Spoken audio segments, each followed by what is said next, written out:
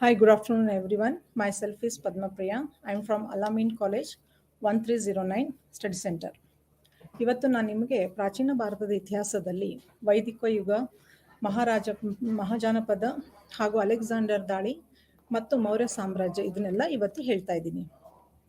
ವೈದಿಕ ಯುಗದಲ್ಲಿ ಸಿಂಧೂ ನಾಗರಿಕತೆಯ ಸಂಶೋಧನೆಗೆ ಮೊದಲು ಭಾರತದ ಇತಿಹಾಸ ಪ್ರಭಾವವಾಗುತ್ತಿತ್ತಂತೂ ಭಾರತಕ್ಕೆ ಆರ್ಯರ ಪ್ರವೇಶದೊಂದಿಗೆ.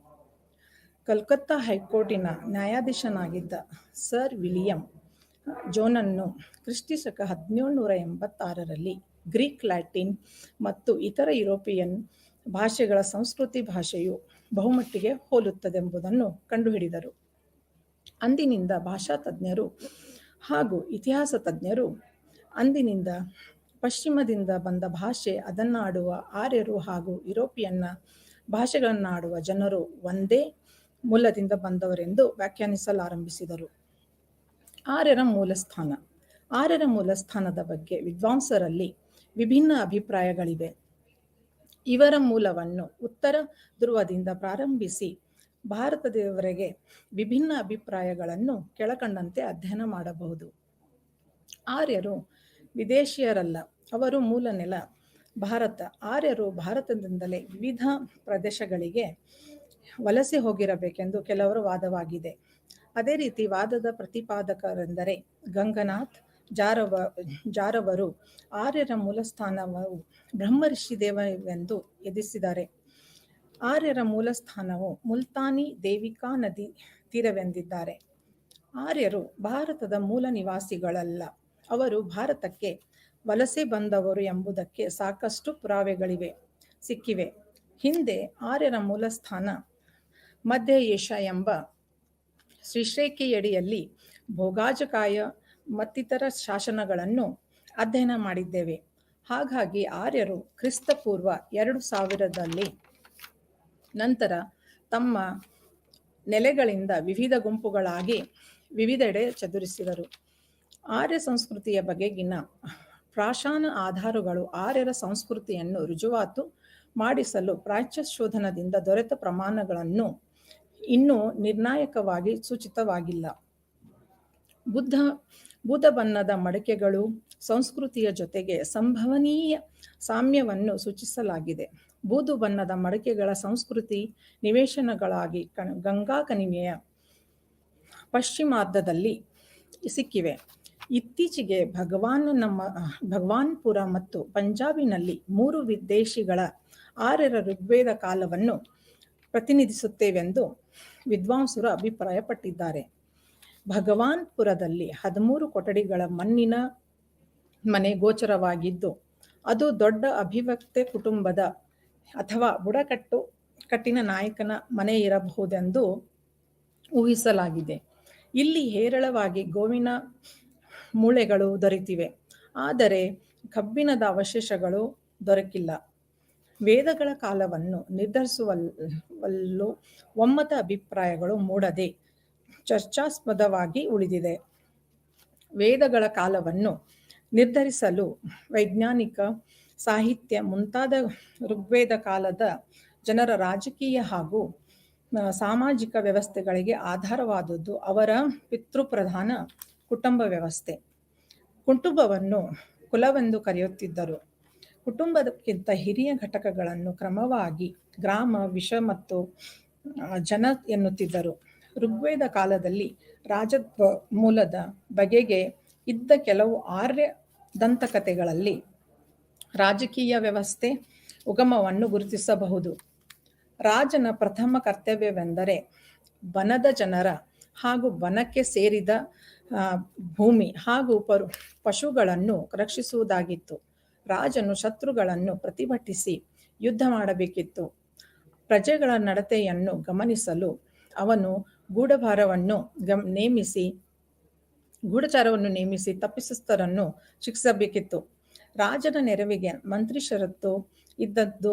ಮಂತ್ರಿ ಷರತ್ತಿನಂತ ಸಹಾಯದಿಂದ ರಾಜನ ಆಡಳಿತವನ್ನು ನಿರ್ವಹಿಸುತ್ತಿದ್ದರು. ಸಭಾ ಮತ್ತು ಸಮಿತಿಗಳಿಗಿಂತ ಪ್ರಾಚೀನವಾದ ಹಾಗೂ ಪ್ರಬಲ ರಾಜಕೀಯ ಸಂಸ್ಥೆ ಎಂದರೆ ವಿಧಾತ ಇದೊಂದು ಬುಡಕಟ್ಟು ಸಭೆಯಾಗಿದ್ದು ಧಾರ್ಮಿಕ, ಸೈನಿಕ ಹಾಗೂ ನಾಗರಿಕ ಕಾರ್ಯಚಟುವಟಿಕೆಗಳಲ್ಲಿಯೂ ನಿರ್ವಹಿಸಲು ಸ್ಥಾಪನೆಗೊಂಡಿತು. ಈ ಸಭೆಗೆ ಸ್ತ್ರೀಯರಿಗೂ ಪ್ರವೇಶವಿತ್ತು ಹಾಗೂ ಸ್ತ್ರೀಯರಿಗೂ ಪ್ರವೇಶವಿತ್ತು. ಈ ಸಭೆಯಲ್ಲಿ ಇರುವುದರೊಂದಿಗೆ ಪರಿಪೂರ್ಣವಾಗುತ್ತಿತ್ತು. ಸ್ತ್ರೀಯರು ಚರ್ಚೆಯಲ್ಲಿ ಭಾಗವಹಿಸಬಹುದಿತ್ತು. ಅದೇ ರೀತಿಯಾಗಿ ಹೆಚ್ಚು ಪ್ರಾಮುಖ್ಯತೆ ಇತ್ತು. ಬುಡಕಟ್ಟು ಸಮಾಜವು ವ್ಯವಸ್ಥಿತವಾಗಿ ನಡೆದುಕೊಂಡು ಹೋಗಲು ಅವಶ್ಯವಾದ ನೀತಿಗಳನ್ನು ಈ ಸಭೆಯು ರಚಿಸುತ್ತಿತ್ತು. ಈ ಸಭೆಯ ಮತ್ತೊಂದು ಪ್ರಮುಖ ಕಾರ್ಯವೆಂದರೆ ಬುಡಕಟ್ಟು ಜನರ ಆಹಾರವನ್ನು ವಿತರಿಸುವುದು, ಕಾರ್ಯನಿರ್ವಹಿಸುವುದಾಗಿತ್ತು. ವಿದ್ಯಾಂತ ಸಭೆಯ ಸೈನಿಕ ರಕ್ಷಣೆ ನೀಡಲು ಬುಡಕಟ್ಟು ಸೈನ್ಯವನ್ನು ವ್ಯವಸ್ಥೆಗೊಳಿಸುತ್ತಿತ್ತು. ವೈದಿಕೀಯ ರಾಜ್ಯದ ವ್ಯವಹಾರವನ್ನು ಪ್ರಸಿದ್ಧ ಸಭೆಗಳಾಗಿ ಸಭಾ ಮತ್ತು ಸಮಿತಿಗಳು ಹತೋಟಿಯಲ್ಲಿ ಇದ್ದವು. ರಾಜನು ಪ್ರಜೆಗಳ ಪಾಲಕನಾಗಿದ್ದನು. ಪ್ರಜಾ ಮತಗುಣಕ್ಕ ಅನುಗುಣವಾಗಿ ಆಳ್ವಿಕೆ ನಡೆಸುತ್ತಿದ್ದರು. ಸೇನಾನಿಯ ಅವಧಿಯಲ್ಲಿ ಅಂದರೆ ಸೇನಾನಿ ಅಧೀನದಲ್ಲಿದ್ದ ಸೈನ್ಯದ ವ್ಯವಸ್ಥೆಯ ಬಗ್ಗೆ ನಮಗೆ ಸಾಕಷ್ಟು ವಿವರಗಳು ದೊರಕಿಲ್ಲ. ಸೇನೆಯಲ್ಲಿ ಪದಾತಿ ಮತ್ತು ಅಶ್ವದಳಗಳಿದ್ದವು. ಪದಾತಿ ದಳವನ್ನು ಪತ್ತಿ ಎಂದು ಕರೆಯಲಾಗಿದೆ. ಸೈನ್ಯದಲ್ಲಿ ರಥಗಳಲ್ಲಿ ಕುಳಿತು ಯುದ್ಧ ಮಾಡುತ್ತಿದ್ದರು. ರಥಿಕರು ಅಥವಾ ಯೋಧರು ಇದ್ದರು. ರಾಜನು ಧರ್ಮದ ಆಧಾರದ ಮೇಲೆ ನ್ಯಾಯಾಧೀಶರ, ಪುರೋಹಿತರ ಸಲಹೆಯ ಮೇಲೆ ನ್ಯಾಯ ತೀರ್ಪನ್ನು ನೀಡುತ್ತಿದ್ದನು. ಕಾನೂನುಗಳು ಸಂಪ್ರದಾಯದ ಆಧಾರದ ಮೇಲೆ ರೂಪಿತವಾಗಿದ್ದು ಅವುಗಳ ಅಂತಿಮ ಅರ್ಥ ವಿವರಣೆ ನೀಡುವ ಅಧಿಕಾರ ರಾಜನದಾಗಿತ್ತು. ಋಗ್ವೇದದ ಆರ್ಯರ ಉದ್ಯೋಗ ಕೃಷಿಯಾಗಿತ್ತು. ಋಗ್ವೇದದ ಜನರಿಗೆ ನೇಗಿಲಿನಿಂದ ಉಳುವು ಕಲೆಯು ಗೊತ್ತಿತ್ತು. ಕೃಷಿಯನ್ನು ಚರ್ಪಾನೆ ಎಂಬ ಹೆಸರಿನಿಂದ ಕರೆಯಲಾಗಿದೆ. ಆರ್ಯರ ವ್ಯವಸ್ಥೆಯಾದಷ್ಟೇ ಮುಖ್ಯವಾದದ್ದು ಮತ್ತೊಂದು ಕೆಲಸವೆಂದರೆ ಪಶುಸಂಗೋಪನೆ. ಇವರು ಪ್ರಾರಂಭದಿಂದಲೂ ದನಕರುಗಳನ್ನು ಸಾಕುವುದು ಹಾಗೂ ಇತರರ ಸಾಕು ಪ್ರಾಣಿಗಳನ್ನು ಪೋಷಿಸುವ ದನಗಾಹಿಗಳೇ ಆಗಿದ್ದರು. ಪ್ರತಿಯೊಬ್ಬ ಮನುಷ್ಯನು ತನ್ನ ಧರ್ಮ ಹಾಗೂ ದೇವತೆಗಳನ್ನು ತನ್ನ ಸುತ್ತಮುತ್ತಲಿನ ವಾತಾವರಣದಿಂದಲೇ ಕಂಡುಕೊಳ್ಳುತ್ತಾನೆ. ಋಗ್ವೇದ ಕಾಲದ ಆರ್ಯರು ಸಹ ಉದಯಿಸುವ ಸೂರ್ಯ, ಚಂದ್ರ, ಸುರಿಯುವ ಮಳೆ, ಹರಿಯುವ ನದಿಗಳು, ಪರಿವರ್ತನೆಗಳು ಅಥವಾ ಪರ್ವತಗಳು ಇರುವಿಕೆಯನ್ನು ಅರ್ಥ ಮಾಡಿಕೊಳ್ಳಲಾಗಿತ್ತು. ಭಯದಿಂದ ಅವುಗಳನ್ನು ಜೀವವಿರುವ ವಸ್ತುಗಳನ್ನು ಗೌರವಿಸಿ ಪೂಜಲಾರಂಭಿಸಿದರು. ಹೀಗೆ ವೈದಿಕೀಯ ಸಾಹಿತ್ಯವು ಭಾರತೀಯರ ಮೊದಲಿನ ಜೀವನ ಕ್ರಮವನ್ನು, ಅವರ ವಿಚಾರ ಸರಣಿಯ ಸ್ವರೂಪವನ್ನು ನಮಗೆ ವಿವರಿಸುತ್ತವೆ. ಅದೇ ರೀತಿಯಾಗಿ ಇದರ ಪ್ರಾಚೀನತೆಯಿಂದಾಗಿ ಜಗತ್ತಿನ ಇತಿಹಾಸದಲ್ಲೇ ಇದಕ್ಕೆ ಅತ್ಯಂತ ಹೆಚ್ಚಿನ ಮಹತ್ವ ದೊರೆತಿದೆ. ಇದು ವೇದಕಾಲದ ನಾಗರಿಕತೆಯು ಹೇಗೆ ಬೆಳೆದು ಅಭಿವೃದ್ಧಿ ಹೊಂದಿತೆಂಬುದನ್ನು ತಿಳಿಸುತ್ತದೆ. ಕ್ರಿಸ್ತಪೂರ್ವ 6ನೇ ಶತಮಾನವನ್ನು ಭಾರತದ ಮತ್ತು ಜಗತ್ತಿನ ಇತಿಹಾಸದಲ್ಲಿ ಆಶ್ಚರ್ಯಕರವಾದ ಶತಕ ಎಂದು ಕರೆಯಲಾಗಿದೆ. ಈ ಕಾಲದಲ್ಲಿ ಜರುಗಿದ ಧಾರ್ಮಿಕ, ಸಾಮಾಜಿಕ, ರಾಜಕೀಯ ಘಟನೆಗಳು ಬಹುತೇಕವಾಗಿ ವೈದಿಕೀಯ ಪರಿಣಾಮವನ್ನುಂಟು ಮಾಡಿದವು. ವೈದಿಕೀಯ ಧರ್ಮದಲ್ಲಿ ಕರ್ಮ ಸಿದ್ಧಾಂತದ ಆಚರಣೆಗೆ ಉತ್ತಮ ಧರ್ಮವಲ್ಲ. ಅದರಿಂದ ಮಾನವನು ಆತ್ಮದ ಉನ್ನತಿಯನ್ನು ಸಾಧಿಸಲು ಎಂಬಂತಹ ಧಾರ್ಮಿಕ ವಿಚಾರ ಕ್ರಾಂತಿ ಕೆಲವರಲ್ಲಿ ತಲೆದೋರಿತು. ಇದರ ಫಲವಾಗಿ ಉಪನಿಷತ್ತುಗಳಲ್ಲಿ ಜ್ಞಾನ, ತಪಸ್ಸು, ವೈರಾಗ್ಯದ ಮಹತ್ವವನ್ನು ಬೋಧಿಸಿ ಇವುಗಳಿಂದ ಆತ್ಮದ ಉನ್ನತಿಯನ್ನು ಪಡೆಯಬಹುದೆಂದು ತಿಳಿಸಲಾಯಿತು. ಆದರೆ ಉಪನಿಷತ್ತುಗಳು ವೇದ ಮಾರ್ಗವನ್ನು ಮುಂದುವರೆಸಿದವು. ಯಜ್ಞದ ಕಾರ್ಯಾಚರಣೆ ಕುಗ್ಗಿದರೂ ಪೂರ್ಣ ನಿಂತು ಹೋಗಿಲ್ಲ.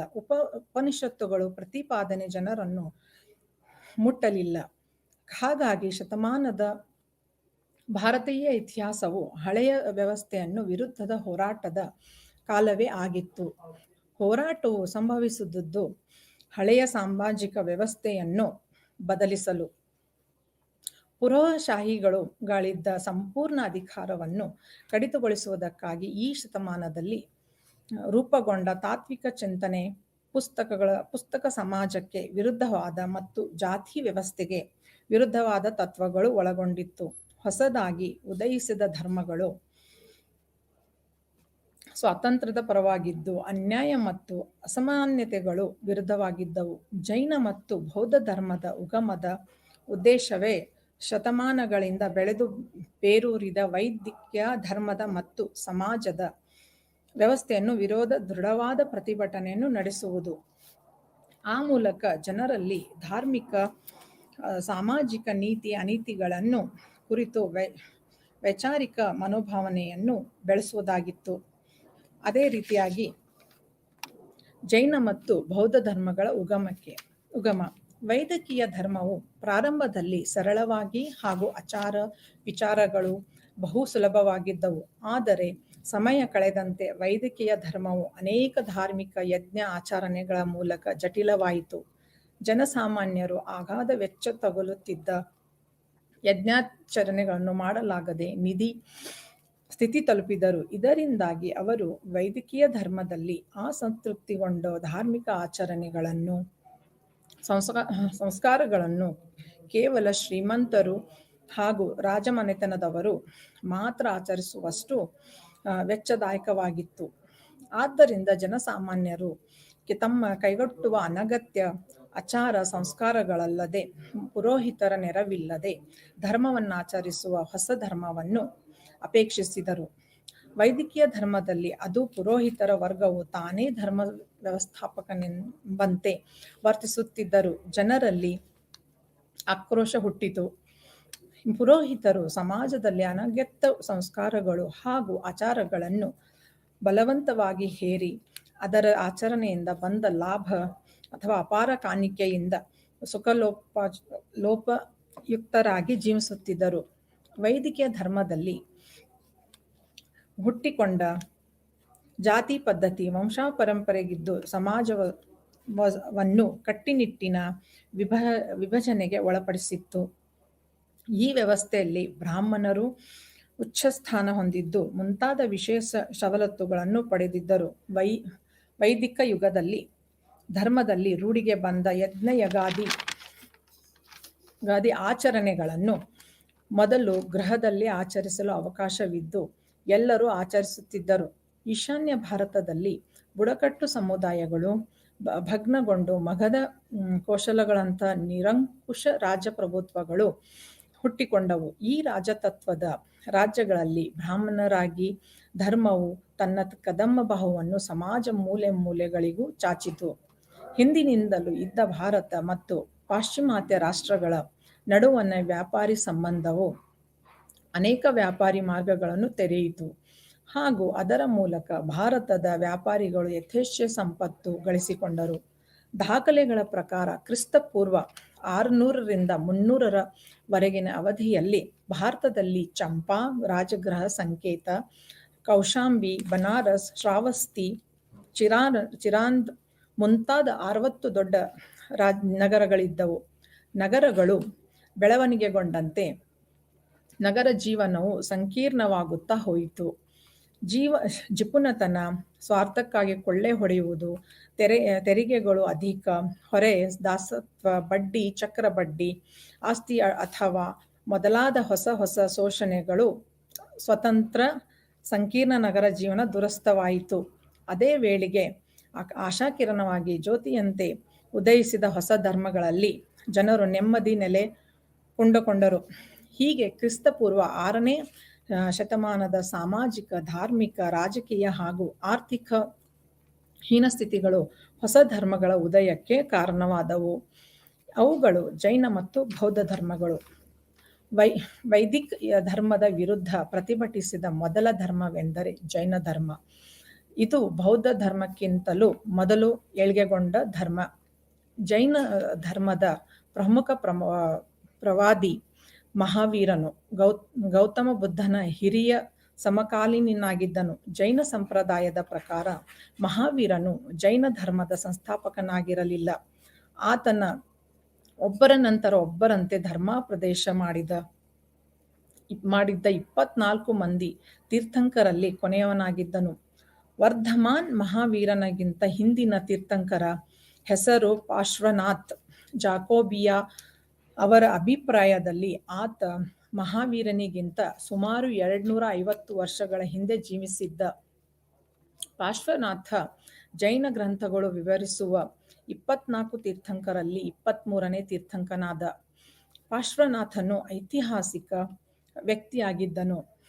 ಕ್ರಿಸ್ತಪೂರ್ವ 8ನೇ ಶತಮಾನದಲ್ಲಿ ಜೀವಿಸುತ್ತಿದ್ದನು. ಭದ್ರಭಾಹುವಿನಿಂದ ರಚಿತವಾದ ಜೈನ ಕಲ್ಪಸೂತ್ರದ ಪ್ರಕಾರ ಇವನು ಕಾಶಿಯ ರಾಜನಾದ ಅಶ್ವೇಶ್ವನ ಮಗನಾಗಿದ್ದನು. ಇವನು ತನ್ನ 30ನೇ ವಯಸ್ಸಿನಲ್ಲಿ ಸನ್ಯಾಸವನ್ನು ಸ್ವೀಕರಿಸಿ ಪೂರ್ಣ 100 ವರ್ಷ ಬದುಕಿದ್ದನು. 70 ವರ್ಷಗಳ ಜೈನ ಧರ್ಮವನ್ನು ಅನುಸರಿಸಿದನು. ಜಾಕೋಬಿಯವರ ಪ್ರಕಾರ ಪಾರ್ಶ್ವನಾಥನೇ ಜೈನ ಧರ್ಮದ ನಿಜವಾದ ಸ್ಥಾಪಕ ಎಂದು ಹೇಳಿದ್ದಾರೆ. ವರ್ಧಮಾನ ಮಹಾವೀರನು ಅಂದ ಗಣರಾಜ್ಯವಾಗಿ ವೈಶಾಲಿ ರಾಜ್ಯದ ಕುಂಡಲೀಪುರ ಎಂಬ ಗ್ರಾಮದಲ್ಲಿ ಜನಿಸಿದನು. ಇವನು ಜನನ ಕಾಲದ ಬಗ್ಗೆ ಭಿನ್ನಾಭಿಪ್ರಾಯಗಳಿವೆ. ಸುಮಾರು ಕ್ರಿಸ್ತಪೂರ್ವ 599ರಲ್ಲಿ ಅವನು ಜನಿಸಿದನೆಂದು ಹೇಳಲಾಗಿದೆ. ಅವನ ತಂದೆ ಸಿದ್ಧಾರ್ಥ್ ಮತ್ತು ತಾಯಿ ವೈಶಾಲಿ. ಮಹಾವೀರನ ಜೀವನದ ಮೊದಲ ದಿನಗಳ ಬಗ್ಗೆ ವಿಷಯಗಳು ಸ್ಪಷ್ಟವಾಗಿಲ್ಲ. ಶ್ವೇತಾಂಬರ ಜೈನರು ಸಾಂಪ್ರದಾಯಿಕವಾಗಿ ತಿಳಿದಂತೆ ಅವನು ಯಶೋಧ ಮತ್ತು ರಾಜಕುಮಾರಿಯನ್ನು ವಿವಾಹವಾದನು. ಕೆಲವು ಕಾಲ ಗೃಹಸ್ಥನಾಗಿದ್ದು ಒಂದು ಹೆಣ್ಣು ಮಗುವು ಜನಿಸಿತು. ಮಹಾವೀರನು ಪಾರ್ಶ್ವನಾಥನ ಬೋಧನೆಗಳಿಂದ ಪ್ರಭಾವಿತನಾಗಿ ಧ್ಯಾನಕ್ಕೆ ಯುವಕನಾಗಿದ್ದಾಗಲೇ ತೊಡಗುತ್ತಿದ್ದನು.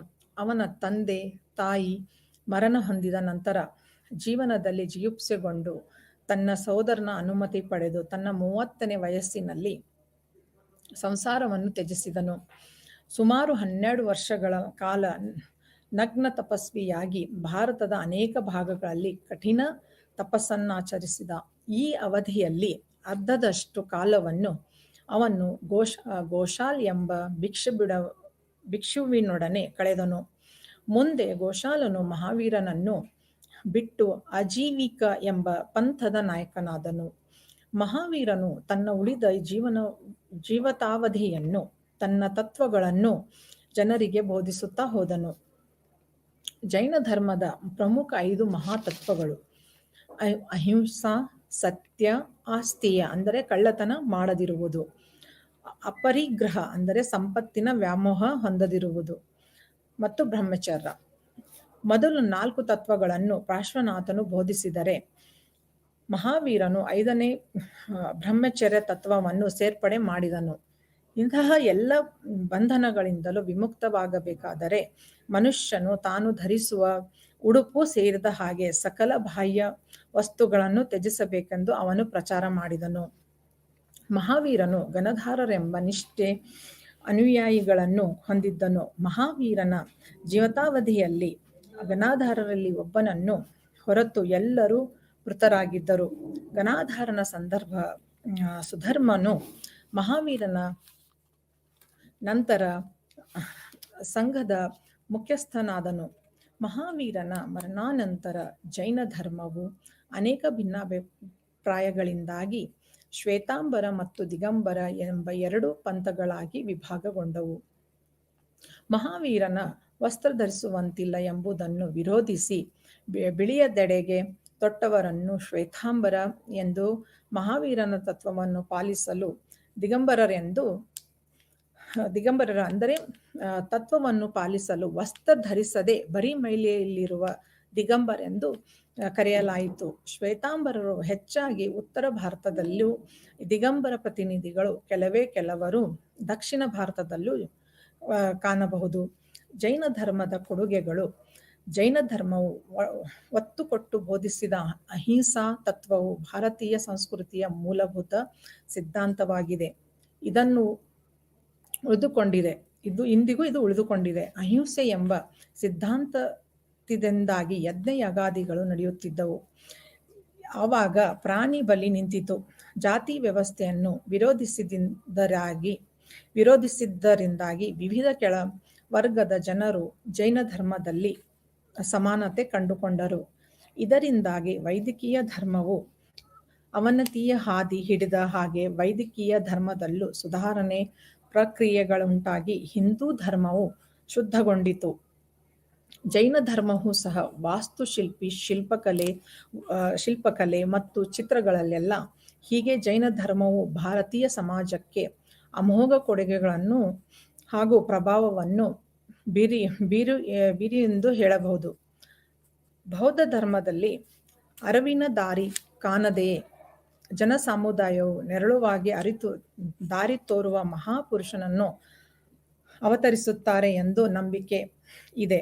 ಅಂತಹ ನಂಬಿಕೆಯನ್ನು ದೃಢಪಡಿಸಿದ ಮಹಾಪುರುಷರಲ್ಲಿ ಬೌದ್ಧ ಧರ್ಮದ ಪ್ರವರ್ತಕ ಗೌತಮ ಬುದ್ಧನು ಒಬ್ಬನು. ಈತನ ಮೊದಲ ಹೆಸರು ಸಿದ್ಧಾರ್ಥ್.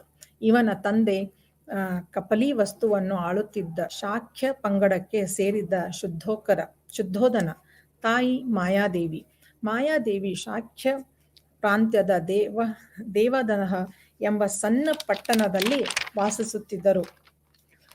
ಅದೇ ರೀತಿ ರಾಜಕುಮಾರಿ ಅಶೋಕ ಮೌರ್ಯನ ಪ್ರಸಿದ್ಧ ರುಮಿಂಡೈ ಸ್ತಂಭ ಶಾಸನವು ತಿಳಿಸುವಂತೆ ಬುದ್ಧನು ಕಪಿಲಿವಸ್ತು ನಗರದ ಬಳಿಯ ಲುಂಚನಿ ಗ್ರಾಮದ ವನದಲ್ಲಿ ಕ್ರಿಸ್ತಪೂರ್ವ 586ರಲ್ಲಿ ವೈಶಾಖ ಶುದ್ಧ ಪೂರ್ಣಿಮೆಯ ದಿನ ಜನಿಸಿದನು. ಪ್ರಸ್ತವ ಸಮಯದಲ್ಲಿ ಮಾಯಾದೇವಿ ಮೃತಳಾದಳು. ಸಿದ್ಧಾರ್ಥನನ್ನು ಅವನ ಚಿಕ್ಕಮ್ಮ ಮಲತಾಯಿ ಆದ ಮಹಾಪ್ರಜಾಪತಿ ಗೌತಮಿಯನ್ನು ಸಾಕಿದಳು. ಕಾಲಕ್ರಮೇಣ ಸಿದ್ಧಾರ್ಥನಿಗೆ ಅವನ 16ನೇ ವಯಸ್ಸಿನಲ್ಲೇ ಅವನ ಮಾವನ ಮಗಳಾದ ಯಶೋಧರ ಬದ್ಧ ಕಂಚಾನ ಸುಭದ್ರಕಾ ಬಿಂಬ ಅಥವಾ ಗೋಪ ಎಂದು ಕರೆಯಲಾಗುವ ರಾಜಕುಮಾರಿಯೊಡನೆ ವಿವಾಹವಾಯಿತು. ಸಿದ್ಧಾರ್ಥನು ಅರಮನೆಯ ಸುಖಭೋಗ ಜೀವನದಲ್ಲಿ ಕೆಲಕಾಲ ಬಾಳಿದನು. ನಂತರ ಒಂದು ಐತಿಹ್ಯದ ಪ್ರಕಾರ ಒಮ್ಮೆ ದೇಶಪರ್ಯಟನೆಗೆ ಹೋದಾಗ ಗೋಚರಿಸಿದ ವೃದ್ಧಾಪ್ಯ ರೋಗಗಳ ರುಜಿನು, ಸಾವು ಹಾಗೂ ಸನ್ಯಾಸಿ ಮುಂತಾದ ದೃಶ್ಯಗಳು ಅವನಿಗೆ ಮಾನವ ಜೀವಿಯ ಕಷ್ಟ ಕೊಟಲುಗಳು, ಬಂಧನ, ಮಮತೆಗಳು ಕಲ್ಪನೆಯನ್ನುಂಟು ಮಾಡಿದವು. ಅಂದಿನಿಂದ ಅವನಿಗೆ ಜೀವನವು ನಶ್ವರ ಎಂಬ ಭಾವನೆ ಉಂಟಾಗಿ ಅವನು ಬಯಸತೊಡದನು. ಅದೇ ವೇಳೆಗೆ ಸಿದ್ಧಾರ್ಥನಿಗೆ ರಾಹುಲ್ ಎಂಬ ಪುತ್ರನು ಜನಿಸಿದನು. ಆ ಮಗುವಿನ ಜನನವನ್ನು ಬಾಳಬಂಧನವನ್ನು ಬಿಗಿಗೊಳಿಸಿಕೊಳ್ಳಲಿಕ್ಕೆ ಇದು ಇನ್ನೊಂದು ಸರಪಳಿ ಎಂದು ತಿಳಿದನು. ಅರಮನೆಯ ವೈಭೋಗ ಮಾನವನ ಜೀವನದ ದುಃಖಮಯ ಜೀವನಗಳಿಂದ ಬೇಸರಗೊಂಡು ಮಾನವರೆಲ್ಲರ ಕಣ್ಣಂಚಿನ ಅಶುದ್ಧಾರೆಯನ್ನು ಹೋಗಲಾಡಿಸಲು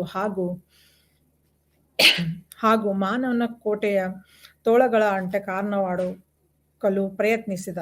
ಸಂಸಾರವನ್ನು ತ್ಯಜಿಸಲು ತೀರ್ಮಾನಿಸಿದನು. ಈ ಮಹಾವೀರನ ಮಹಾಪರಿತ್ಯಾಗದ ಕಾಲಕ್ಕೆ ಸಿದ್ಧಾರ್ಥನಿಗೆ ಕೇವಲ 29 ವರ್ಷ ವಯಸ್ಸಾಗಿತ್ತು. ಸಿದ್ಧಾರ್ಥನು ಸಂಸಾರ ಹಾಗೂ ರಾಜ್ಯವನ್ನು ತೊರೆದು ಹೋದ ಘಟನೆ ಮಹಾಪರಿತ್ಯಾಗ ಎಂದು ಹೆಸರಾಗಿದೆ.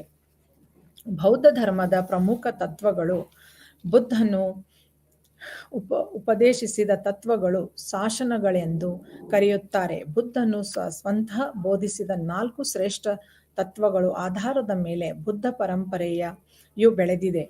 ಬುದ್ಧನು 4 ಆರ್ಯ ಸತ್ವಗಳು. ಜೀವನವು ದುಃಖಮಯವಾಗಿದೆ. ದುಃಖದ ಕಾರಣ ಆಸೆ, ಲೋಭ. ಆಸೆ ಲೋಭಗಳನ್ನು ತೆರೆದರೆ ದುಃಖದ ನಿವಾರಣೆ ಆಗುತ್ತದೆ. ಆಸೆ ಲೋಭಗಳನ್ನು ತೊರೆಯಲು ಸಾಧು ಮಾರ್ಗವೇ. ಬುದ್ಧನ ಸುಪ್ರಸಿದ್ಧ ವಾರಣಾಸಿ ಪ್ರವಚನದಲ್ಲಿ ಈ 4 ವಿಚಾರಗಳನ್ನು ನಿರೂಪಣೆ ಮಾಡಿರುವ ರೀತಿ ಹೀಗಿದೆ. ಅದೇ ರೀತಿಯಾಗಿ ದುಃಖದ ನಿವಾರಣೆಯ ಮಾರ್ಗಗಳೇ ಅಷ್ಟಾಂಗ ಮಾರ್ಗಗಳು.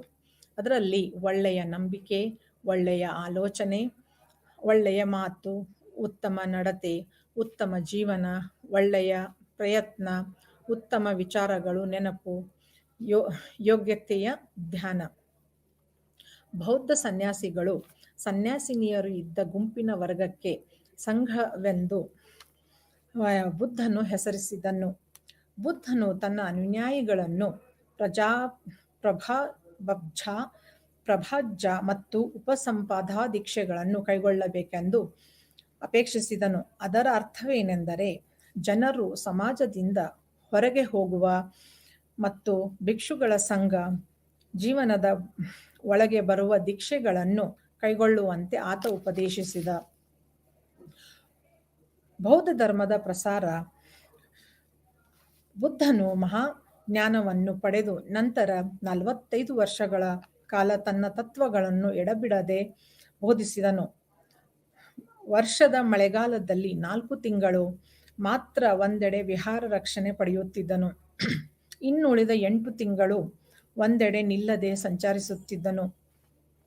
ತತ್ವಗಳನ್ನು ಬೋಧಿಸಿದನು. ಬೌದ್ಧ ಧರ್ಮದ ಏಳಿಗೆ ಕಾರಣಗಳು.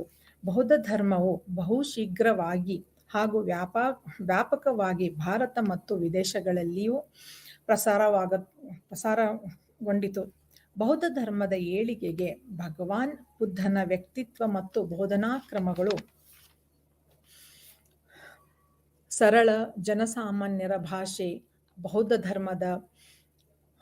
ಧರ್ಮದ ಹೊಂದಿಕೊಳ್ಳುವ ಗುಣ, ಸರ್ವರಿಗೂ ಸಮಾನತೆಯ ನೀತಿ ಹೇಳಿತು.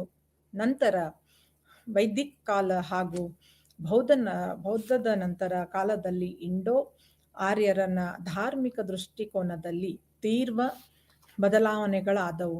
ವೈದಿಕ ಧರ್ಮ ಗೌರವ ಸ್ಥಾನ ಹೊಂದಿತ್ತು ಹಾಗೂ ಅದರ ಯಜ್ಞಯಾಗಾದಿಗಳು ಆಚರಣೆಗಳನ್ನು ರಾಜರು ಜನಸಾಮಾನ್ಯರು ಆಚರಿಸುತ್ತಿದ್ದರು. ಅದೇ ರೀತಿಯಾಗಿ ಮಹಾಜನಪದಗಳು ಕ್ರಿಸ್ತ ಪೂರ್ವ 600ರ ವೇಳೆಗೆ ಉತ್ತರ ಭಾರತದಲ್ಲಿ ಗಣರಾಜ್ಯಗಳನ್ನು ಹಾಗೂ ಮಹಾಜನಪದಗಳ ಸ್ಥಾಪನೆಯಿಂದ ಭಾರತೀಯ ಇತಿಹಾಸದ ನಿರ್ದಿಷ್ಟ ಪ್ರದೇಶದಲ್ಲಿ ಒಂದು ಪಂಗಡವು ಶಾಶ್ವತವಾಗಿ ನೆಲೆಸುವುದರಿಂದಾಗಿ ಆ ಪಂಗಡಕ್ಕೆ ಅಥವಾ ಆ ಪಂಗಡಗಳ ಗುಂಪಿಗೆ ಆ ಪ್ರದೇಶಗಳೊಂದಿಗೆ ಭೌಗೋಳಿಕ ಅನನ್ಯತೆ ಒದಗಿತ್ತು. ಆ ಪ್ರದೇಶದ ಒಡೆತನದ ಮನೋಭಾವನೆಯನ್ನು ರೂಪದಲ್ಲಿ ಅನನ್ಯತೆ ಒಂದು ಸ್ವರೂಪ ಕೊಡಲಾಯಿತು ಹಾಗೂ ಆ ಪ್ರದೇಶಕ್ಕೆ ಆ ಪಂಗಡದ ಹೆಸರನ್ನು ಇಡಲಾಯಿತು. ಈ ಬಡತನವನ್ನು ಕಾಪಾಡಿಕೊಳ್ಳಲು ಮಹಾಜನಪದ ಅಥವಾ ಗಣರಾಜ್ಯಗಳೆಂಬ ಯಾವುದೇಯೂ ಒಂದು ರಾಜಕೀಯ ಸಂಘಟನೆಗಳನ್ನು ಏರ್ಪಡಿಸಿಕೊಂಡು ಮಹಾಜನಪದಗಳನ್ನು ಗಂಗಾ ನದಿಯ ಬಯಲಿನಲ್ಲಿ ಕೇಂದ್ರೀಕೃತವಾಗಿದ್ದವು. ಮಹಾಜನಪದಗಳು ಇದ್ದ ಬಗ್ಗೆ ಬೌದ್ಧ ಹಾಗೂ ಜೈನ ಕೃತಿಗಳಲ್ಲಿ ಉಲ್ಲೇಖವಿರುವುದು ಕಂಡುಬರುತ್ತದೆ. ಆದರೆ ಅವುಗಳ ಹೆಸರಿನ ಪಟ್ಟಿಯು ಬೌದ್ಧ ಅಂಗುತ್ತರ ನಿಕಾಯ ಮತ್ತು ಭಗವತಿ ಸೂತ್ರ ಈ 2 ಕೃತಿಗಳಲ್ಲಿ ಬೇರೆ ಬೇರೆಯಾಗಿವೆ. ಆದರೆ ಬೌದ್ಧ ಅಂಗುತ್ತರ ನಿಕಾಯ ಮತ್ತು ಜೈನ ಭಗವತಿ ಸೂತ್ರ ಈ 2 ಕೃತಿಗಳನ್ನು ಬೇರೆ ಬೇರೆಯಾಗಿವೆ.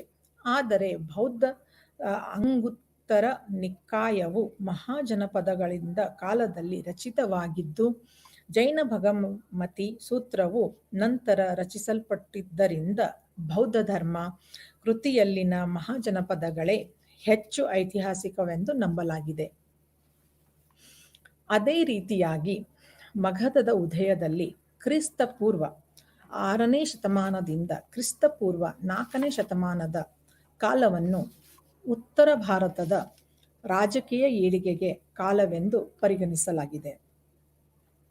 ಏಕೆಂದರೆ ಅಲ್ಲಿಯವರೆಗೂ ಉತ್ತರ ಭಾರತದಲ್ಲಿ ರಾಜಕೀಯ ಅನೇಕತೆಯ ಸ್ಥಿತಿಯನ್ನು ಹೋಗಲಾಡಿಸಿ ರಾಜಕೀಯ ಐಕ್ಯತೆಯನ್ನು ಅಂದು ಅಸ್ತಿತ್ವದಲ್ಲಿ 16 ಮಹಾಜನಪದಗಳು ಹಾಗೂ ಗಣರಾಜ್ಯದ ನಡುವೆ ಒಂದಾಗಿದ್ದ ಮಗಧ ಜೊತೆ ಹೋರಾಡಿ ಅವುಗಳಲ್ಲಿನ ಕೆಲವು ಪ್ರದೇಶಗಳನ್ನು ವಿಲೀನಗೊಳಿಸಿಕೊಂಡು ಭೌಗೋಳಿಕವಾಗಿ ಹಾಗೂ ಸೈನಿಕವಾಗಿ ಬಲಿಷ್ಠವಾಯಿತು. ಪುರಾಣ ಪ್ರಕಾರ ಮಗಧ ರಾಜ್ಯದ ಸ್ಥಾಪಕರು ಜರಾಸಂಧ ಮತ್ತು ಬೃಹದತ್ತ ಸಂತತಿಯು ನಂತರ ಪ್ರದ್ಯೋತ ಸಂತತಿಯವರು ಅಧಿಕಾರಕ್ಕೆ ಬಂದರು. ನಂತರ ಬಿಂಬಿಸಾರ ಕ್ರಿಸ್ತಪೂರ್ವ 547 495 ಕಾಣಬಹುದು. ಬುದ್ಧ ಚರಿತದ ಕರ್ತೃ ಅಶ್ವಘೋಷನು ಬಿಂಬಿಸಾರನನ್ನು ಹರ್ಯಂಕ್ಯ ಸಂತತಿಗೆ ಸೇರಿದನೆಂದು ಉಲ್ಲೇಖಿಸಿದ್ದಾನೆ. ಬಿಂಬಿಸಾರನು 15 ವರ್ಷದ ಬಾಲಕನಿದ್ದಾಗ ಅವನ ತಂದೆ ಅವನಿಗೆ ರಾಜಾಭಿಷೇಕ ಮಾಡಿದನು. ಸಿಂಹಳ ದ್ವೀಪದವರೆಗೆ ಬರವಣಿಗೆಗಳ ಮೇರೆಗೆ ಬಿಂಬಿಸಾರನ ರಾಜ್ಯಾಭಿಷೇಕವು ಬುದ್ಧನ ಪರಿವಾರ್ಣಕ್ಕೆ 60 ವರ್ಷಗಳು ಹಿಂದೆ ನಡೆಯಿತು. ಬಿಂಬಿಸಾರನು ಯುದ್ಧಪ್ರಿಯನಾಗಿದ್ದನು. ರಾಜ್ಯ ವಿಸ್ತರಣಾ ನೀತಿಯನ್ನು ಅನುಸರಿಸಿದನು. ಇವನ ರಾಜ್ಯವು ಎಲ್ಲ ಕಡೆಗಳಿಂದಲೂ ಮತ್ತು ನದಿಗಳಿಂದ ರಕ್ಷಿತವಾಗಿತ್ತು. ಇವನ ರಾಜಧಾನಿಯಾದ ಗಿರಿಪ್ರಜವು 5 ಬೆಟ್ಟಗಳಿಂದ ಸುತ್ತುವರೆದು ಆ ಬೆಟ್ಟಗಳು ಸುಭದ್ರವಾದ ಕೋಟೆಯಂತಿದ್ದವು. ಅವನಿಗೆ ತನ್ನ ಸಮಕಾಲೀನ ರಾಜ್ಯಗಳ ರಾಜರಿಗೆ ದೊರೆಯುವ ಅನೇಕ ಸೌಲಭ್ಯಗಳನ್ನು ಪಡೆದಿದ್ದನು. ಬಿಂಬಿಸಾರನ ಮೊದಲ ಸೈನಿಕ ಸಾಧನೆಯೆಂದರೆ ಚಂಪಾನಗರವನ್ನು ರಾಜಧಾನಿಯನ್ನಾಗಿ ಹೊಂದಿದ್ದ. ಅಂಗರಾಜನನ್ನು ವಶಪಡಿಸಿಕೊಂಡು ಮಗಧ ರಾಜ್ಯದ ಏಳಿಗೆಗೆ ಕಾರಣವಾದ ಅಂಶಗಳು. ಬಿಂಬಿಸಾರನು ಮಗಧ ರಾಜ್ಯದ ಸಿಂಹಾಸನವೇರುವ ಸಂದರ್ಭದಲ್ಲಿ ಹಿಂದಿನ ಅಧ್ಯಾಯದಲ್ಲಿ ಗಮನಿಸಿದಂತೆ ಭಾರತವು ಅನೇಕ ಚಿಕ್ಕ ಪುಟ್ಟ ರಾಜ್ಯಗಳಾಗಿ ವಿಂಗಡಣೆಯಾಗಿತ್ತು. ಈ ರಾಜ್ಯಗಳಲ್ಲಿ ರಾಜತ್ವ ಹೊಂದಿದ ಹಾಗೂ ಗಣರಾಜ್ಯಗಳಿದ್ದು ಸದಾಕಾಲ ತಮ್ಮಲ್ಲೇ ಯುದ್ಧ ನಿರತವಾಗಿದ್ದವು. ಇಂತಹ ಯುದ್ಧ ನಿರತ ರಾಜ್ಯಗಳಲ್ಲಿ ಮಗಧವು ಒಂದಾಗಿತ್ತು. ಆದರೆ ಮಗಧ ರಾಜ್ಯವು ಕ್ರಮೇಣ ತನ್ನ ಶಕ್ತಿಯನ್ನು ವೃದ್ಧಿಸಿಕೊಂಡಿತು. ಚಿಕ್ಕ ಪುಟ್ಟ ರಾಜ್ಯಗಳನ್ನು ಹತೋಟಿಗೆ ಒಳಪಡಿಸಿಕೊಂಡು ಕೊನೆಗೆ ಮೊಟ್ಟಮೊದಲನೆಯ ಸಾಮ್ರಾಜ್ಯವನ್ನು ಸ್ಥಾಪಿಸಿತು. ಅದೇ ರೀತಿಯಾಗಿ ಮೊಟ್ಟಮೊದಲನೆಯ ಸಾಮ್ರಾಜ್ಯವನ್ನು ಸ್ಥಾಪಿಸುವಲ್ಲಿ ಯಶಸ್ವಿಯಾಗಿತ್ತಂತನೂ ಹೇಳಬಹುದು. ಅದೇ ರೀತಿಯಾಗಿ ಭಾರತದ ಮೇಲೆ ವಿದೇಶಿಯರಲ್ಲಿ ಅಲೆಕ್ಸಾಂಡರ್ನ ದಾಳಿ.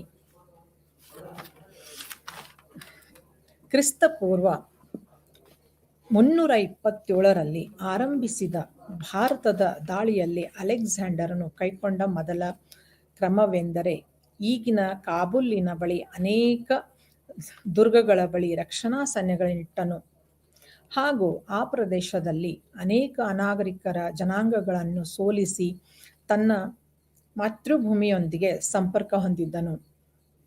ಕ್ರಿಸ್ತಪೂರ್ವ 327 326 ಚಳಿಗಾಲದಲ್ಲಿ ಕುನ್ನರ್ ಮತ್ತು ಸ್ವಾತ್ ಕಣಿವೆಗಳಲ್ಲಿನ ಗುಡ್ಡಗಾಡಗಳ ಜನರೊಡನೆ ಯುದ್ಧ ಮಾಡಿದನು.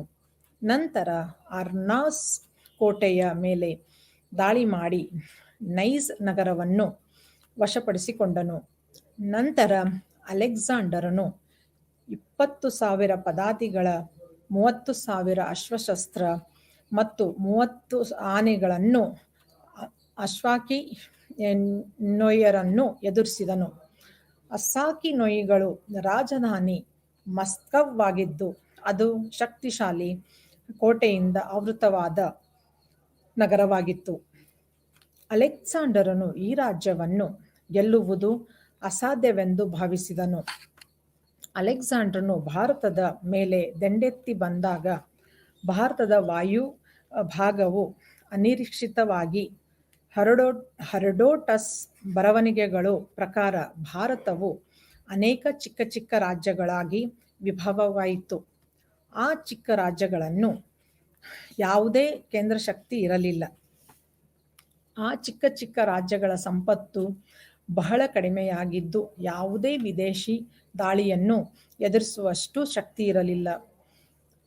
ಆ ರಾಜ್ಯಗಳಲ್ಲಿ ಗಣರಾಜ್ಯ ಸರ್ಕಾರ ಮತ್ತು ರಾಜಪ್ರಭುತ್ವ ಸರ್ಕಾರಗಳು ಅಸ್ತಿತ್ವದಲ್ಲಿದ್ದವು.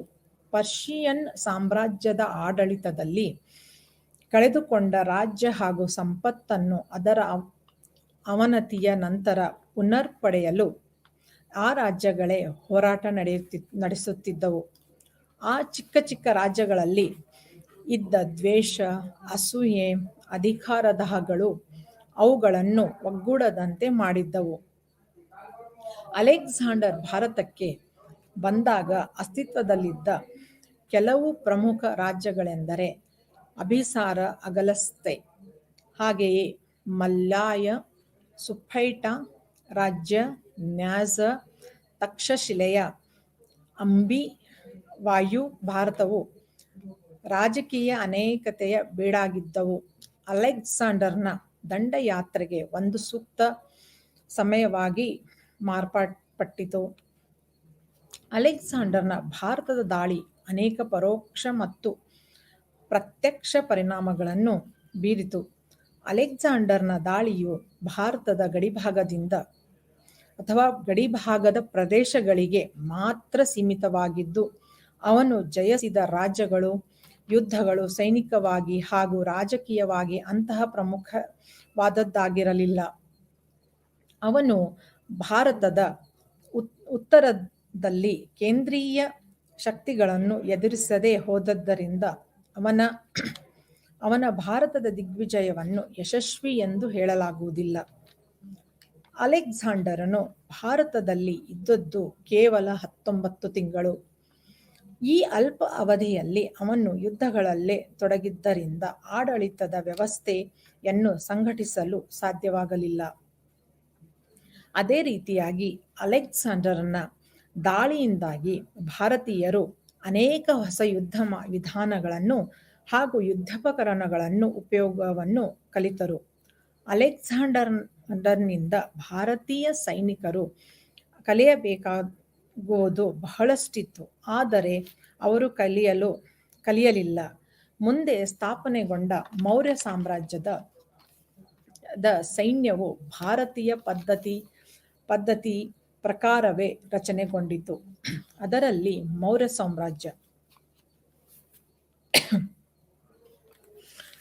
ಸಾಮ್ರಾಜ್ಯ ಭಾರತದಲ್ಲಿ ಏಳಿಗೆಗೆ ಬಂದ ಸಾಮ್ರಾಜ್ಯಗಳಲ್ಲಿ ಮೌರ್ಯ ಸಾಮ್ರಾಜ್ಯ ಮೊಟ್ಟ ಮೊದಲನೆಯದಾಗಿದ್ದು, ಮೌರ್ಯರ ಆಗಮನದ ನಂತರವೇ ಭಾರತವು ಭೌಗೋಳಿಕವಾಗಿ, ರಾಜಕೀಯವಾಗಿ ಮೊಟ್ಟ ಮೊದಲನೆಯ ಬಾರಿಗೆ ಐಕ್ಯತೆಗೊಂಡಿತು. ಕೆಲವು ವಿದ್ವಾಂಸರು ಭಾರತದ ಸಾಂಸ್ಕೃತಿಕ ಹಾಗೂ ರಾಜಕೀಯ ಇತಿಹಾಸವು ಪ್ರಾರಂಭ ಆಗುವುದೇ ಮೌರ್ಯರಿಂದ ಎಂಬುದಾಗಿ ಅಭಿಪ್ರಾಯವನ್ನು ಪಟ್ಟಿದ್ದಾರೆ. ಮೌರ್ಯ ಸಂತತಿಯ ಬಗ್ಗೆ ತಿಳಿಸುವ ಆಧಾರಗಳು ಯಥೇಚ್ಛವಾಗಿ ಮೌರ್ಯರ ಕಾಲವು ಭಾರತದ ಇತಿಹಾಸದಲ್ಲೇ ಇತಿಹಾಸಕಾರರನ್ನು ಕತ್ತಲೆಯಿಂದ ಬೆಳಕಿನತ್ತ ಒಯ್ಯುವ ಮೌರ್ಯ ಕಾಲವೇ ಆಗಿದೆ. ಪುರಾಣಗಳು ಮೌರ್ಯ ರಾಜರ ಪಟ್ಟೆಯನ್ನು ಒಳಗೊಂಡಿವೆ. ಇವುಗಳ ಪ್ರಕಾರ ಮೌರ್ಯರು 133 ಅಥವಾ 137 ವರ್ಷಗಳ ಆಳ್ವಿಕೆ ಮಾಡಿದರು.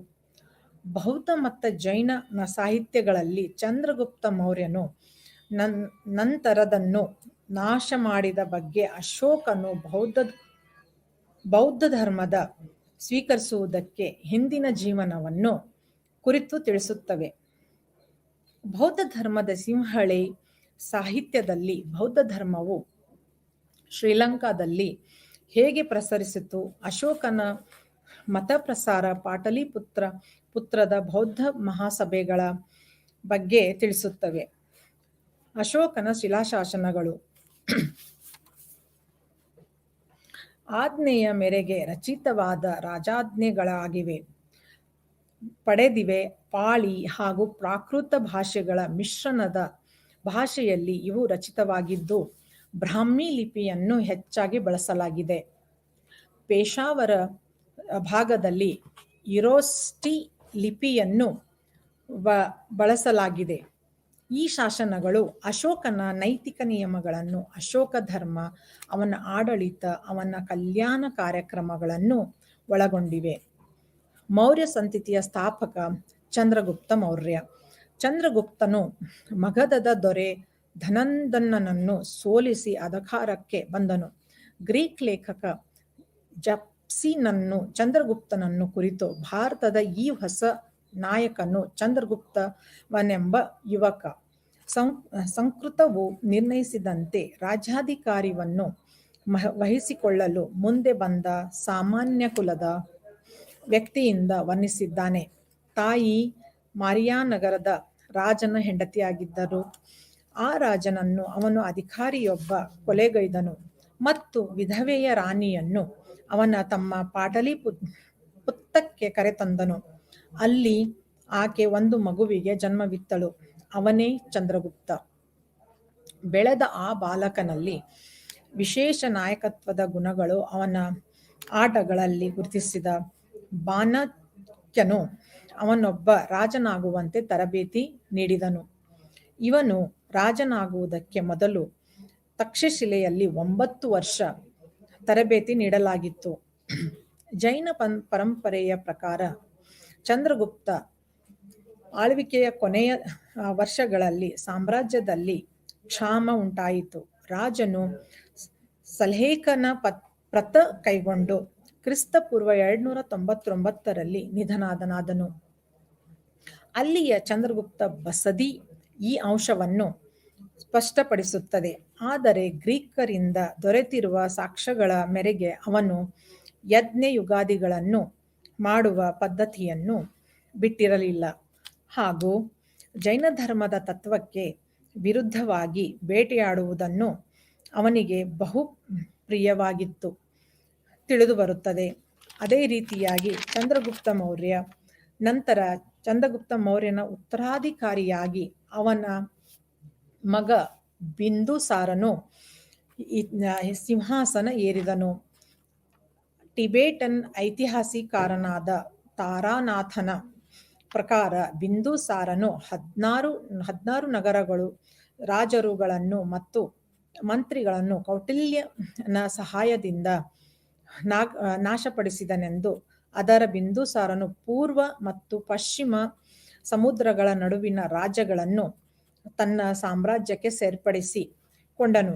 ಆದರೆ ಅನೇಕ ವಿದ್ವಾಂಸರು ತಾರಾನಾಥರನ ಹೇಳಿಕೆಯನ್ನು ವಿರೋಧಿಸುತ್ತಾರೆ. ಬಿಂದುಸಾರನು ರಾಜ್ಯವನ್ನು ವಿಸ್ತರಿಸಿದ ಬಗ್ಗೆ ಖಚಿತ ಮಾಹಿತಿಗಳು ದೊರೆತಿಲ್ಲ. ಆದರೂ ಅವನ ಚಕ್ರಾಧಿಪತ್ಯಕ್ಕೆ ಉತ್ತರ ಭಾರತದ ಬಹುಭಾಗ ಒಳಗೊಂಡಂತೆ ದಖ್ಖನ್ನಿನ ಸ್ವಲ್ಪ ಭಾಗ ಸೇರಿದಂತೆ ಕಳಿಂಗ ರಾಜ್ಯವು ಸ್ವತಂತ್ರವಾಗಿಯೂ ಇದ್ದಿತ್ತು ಎಂದು ಹೇಳಬಹುದು. ಬಿಂದುಸಾರನಿಗೆ ಅನೇಕ ಪುತ್ರರು ಮತ್ತು ಪುತ್ರಿಯರಿದ್ದರು. ಅವನ ಗಂಡು ಮಕ್ಕಳಲ್ಲಿ ಒಬ್ಬನಾದ ಅಶೋಕನು ತಕ್ಷಶಿಲೆಯಲ್ಲಿ ಮತ್ತು ಉಜ್ಜಯಿನಿಗಳಿಗೂ ರಾಜಪ್ರತಿನಿಧಿಯಾಗದಂತೆ ತಿಳಿದುಬರುತ್ತದೆ. ಬಿಂದುಸಾರನ ಆಳ್ವಿಕೆಯ ಕಾಲದಲ್ಲಿ ತಕ್ಷಶಿಲೆಯ ಜನರು 2 ಬಾರಿ ದಂಗೆಯೆದ್ದರು. ಬಿಂದುಸಾರನ ಮೊದಲ ಮಗನಾದ ಸುಶೀಮನು ಈ ದಂಗೆಗಳನ್ನು ಅಡಗಿಸಲು ವಿಫಲನಾದ. ಆಗ ಅವನ ಇನ್ನೊಬ್ಬ ಮಗನಾದ ಉಜ್ಜಯಿನಿನ ರಾಜ್ಯಪಾಲ ಅಶೋಕನು ಧಾವಿಸಿ ದಂಗೆಗಳನ್ನು ಅಡಗಿಸಿ 2 ಪ್ರಾಂತ್ಯಗಳನ್ನು ರಾಜ್ಯಪಾಲನಾದನು. ಬಿಂದುಸಾರನು 25 ವರ್ಷಗಳ ಆಳ್ವಿಕೆ ನಡೆಸಿದ. ಕ್ರಿಸ್ತಪೂರ್ವ 273ರಲ್ಲಿ ಮರಣ ಹೊಂದಿದನು. ಅಶೋಕನು ಆಳ್ವಿಕೆಯಲ್ಲಿ ಭಾರತ ಮಾತ್ರವಲ್ಲದೆ ವಿಶ್ವದ ಇತಿಹಾಸದಲ್ಲೇ ಚಿರಸ್ಥಾಯಿ ಸ್ಥಾನವನ್ನು ಹೊಂದಿದೆ. ಅಶೋಕನು ತನ್ನ ತಂದೆ ಬಿಂದುಸಾರನ ಆಳ್ವಿಕೆಯಲ್ಲಿ ತಕ್ಷಶಿಲೆ ಹಾಗೂ ಉಜ್ಜಯಿನಿಗಳನ್ನು ರಾಜ್ಯಪಾಲನಾಗಿ ಕಾರ್ಯನಿರ್ವಹಿಸುತ್ತಿದ್ದನು. ಬಿಂದುಸಾರನು ಮೃತನಾದ ನಂತರ 4 ವರ್ಷಗಳ ತರುವಾಯ ಇವನಿಗೆ ಪಾಟಲಿಪುತ್ರದ ಪಟ್ಟಾಭಿಷೇಕವಾಯಿತು ಎಂಬುದು ಸಾಂಪ್ರದಾಯಿಕ ಆಧಾರಗಳ ಅಭಿಪ್ರಾಯವಾಗಿದೆ. ಹಾಗಾಗಿ ಈ 4 ವರ್ಷಗಳಲ್ಲಿ ಬಿಂದುಸಾರನ ಅನೇಕ ಮಕ್ಕಳಲ್ಲಿ ಉತ್ತರಾಧಿಕಾರಕ್ಕಾಗಿ ಹೋರಾಟ ನಡೆಯಿತು. ಈ ಹೋರಾಟದಲ್ಲಿ ಅಶೋಕನು ವಿಜಯವಾಗಿ ಸಿಂಹಾಸನವನ್ನೇರಿದನು. ಬೌದ್ಧ ಮಹಾವಂಶವು ಅಶೋಕನ ಆರಂಭದ ಜೀವನವನ್ನು ಈ ರೀತಿ ಚಿತ್ರಿಸುತ್ತದೆ. ಬಿಂದುಸಾರನ 16 ಪತ್ನಿಯರಲ್ಲಿ 101 ಗಂಡು ಮಕ್ಕಳಲ್ಲಿ ಹುಟ್ಟಿದವನು ಅಶೋಕನು ಶಸ್ತ್ರವಿದ್ಯೆಯಲ್ಲಿ ಅವರೆಲ್ಲರನ್ನೂ ಮೀರಿಸಿದವನು. ಉತ್ತರಾಧಿಕಾರಕ್ಕಾಗಿ ನಡೆದ ಯುದ್ಧದಲ್ಲಿ ಹಿರಿಯವನಾದ ಸುಶೀಮನಿಗೆ 98 ಸಹೋದರರು ನೆರವಾದರು. ಅಶೋಕನು ತನ್ನ 14ನೇ ಆಡಳಿತ ವರ್ಷದಲ್ಲಿ ಹೊರಡಿಸಿದ 5ನೆಯ ಶಿಲಾಶಾಸನದಲ್ಲಿ ಸೋದರರ ಅಂತಃಪುರಗಳ ಬಗ್ಗೆ ತನಗಿದ್ದ ಹೊಣೆಯನ್ನು ವ್ಯಕ್ತಪಡಿಸುತ್ತಾನೆ.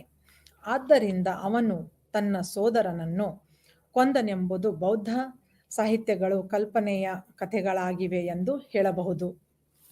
ಅಶೋಕನ ಪಟ್ಟಾಭಿಷೇಕವು 4 ವರ್ಷ ಏಕೆ ತಡವಾಯಿತು ಎಂಬುದರ ಬಗ್ಗೆ ವಿವಿಧ ವ್ಯಾಖ್ಯಾನಗಳನ್ನು ಇತಿಹಾಸ ತಜ್ಞರು ನೀಡಿದ್ದಾರೆ.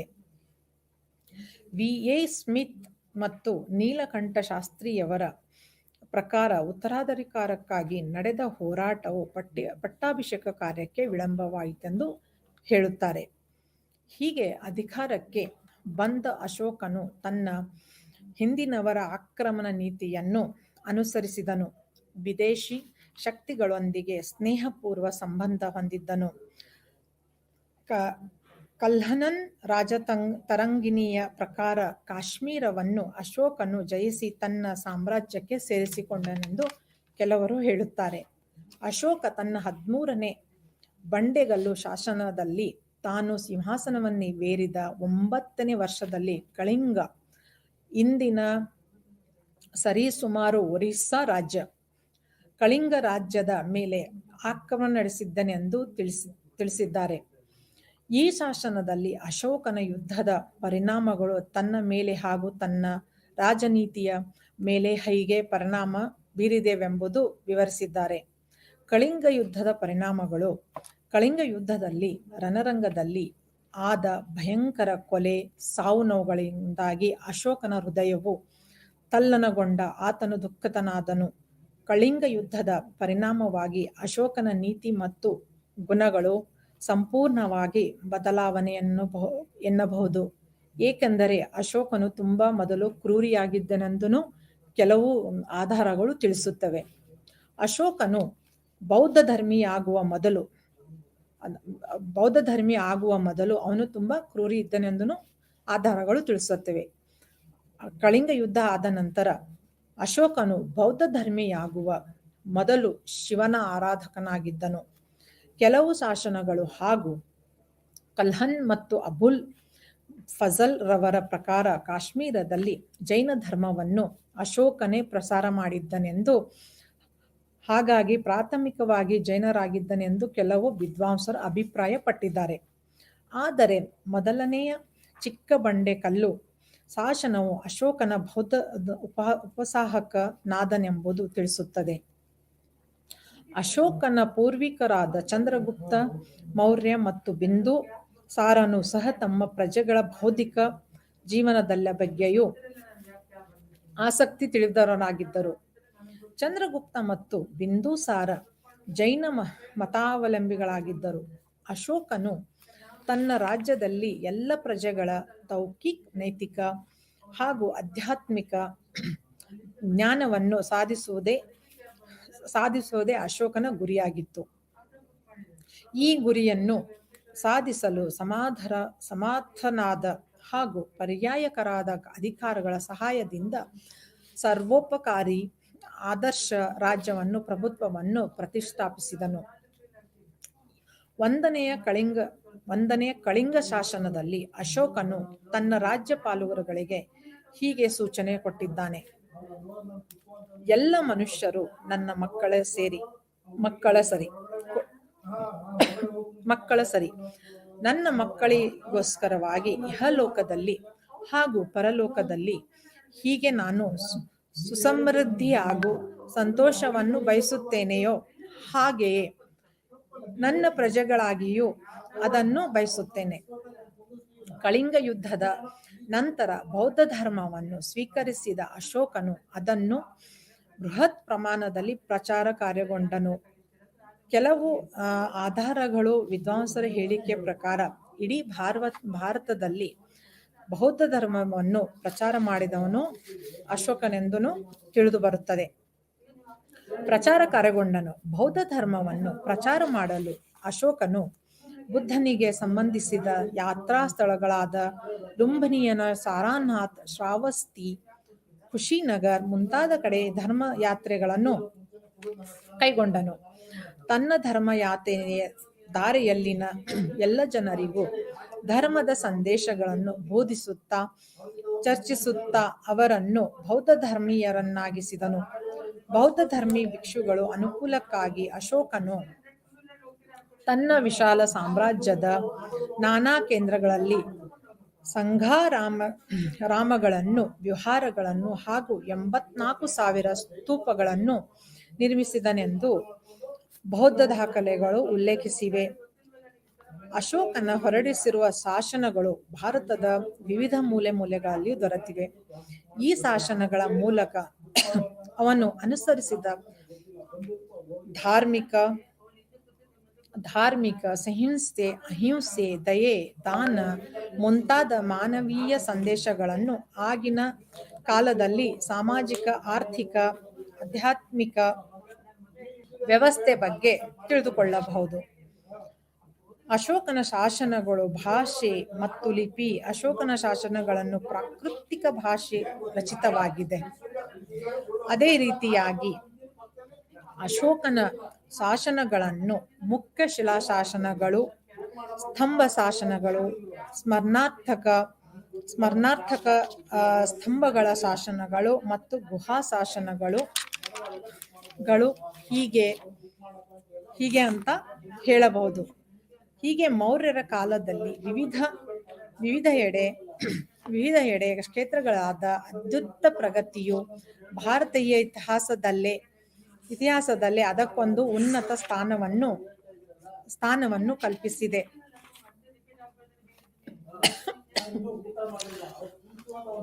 ಬೌದ್ಧ ಜೈನ ಅಜೀವಿಕ ಪಂಥಗಳ ಸನ್ಯಾಸಿಗಳ ಧ್ಯಾನರಚನೆಗೆ ಹಾಗೂ ವಸತಿಗಾಗಿ ಗುಹಾಲಯಗಳನ್ನು ನಿರ್ಮಿಸಲಾಗಿತ್ತು.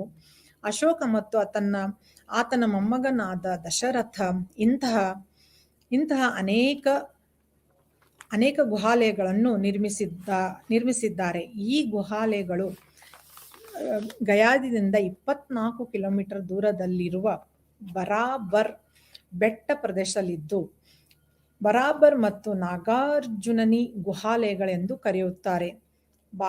ಬರಾಬರ್ ಬೆಟ್ಟದಲ್ಲಿ 4 ಗುಹೆಗಳು, ನಾಗಾರ್ಜುನಿ ಬೆಟ್ಟದಲ್ಲಿ 3 ಗುಹಾಲಯಗಳಿವೆ. ಬೃಹತ್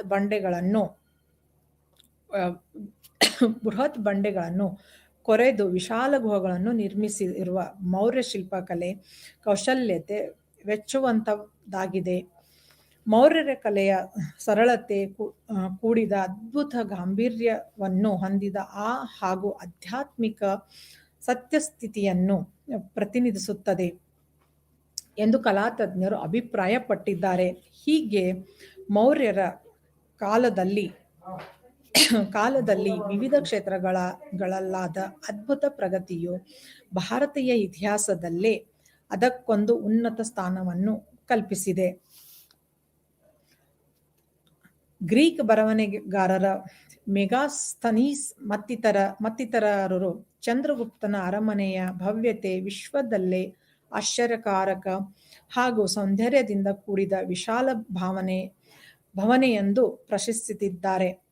ಚೀನಾದ ಪ್ರವಾಸಿಗ ಫಾಹಿಯಾನನು ಮೌರ್ಯ ಸಾಮ್ರಾಜ್ಯದ ಅವನತಿಗೊಂಡ 7 ಶತಮಾನಗಳ ನಂತರ ಇಂತಹ ಅರಮನೆಗಳು ಮಾನವನ ನಿರ್ಮಿತವಾಗಿರದೆ ದೇವರಿಂದಲೇ ನಿರ್ಮಿತವಾಗಿರಬೇಕೆಂದು ಆಶ್ಚರ್ಯ ಸೂಚಿಸಿದ್ದಾನೆ.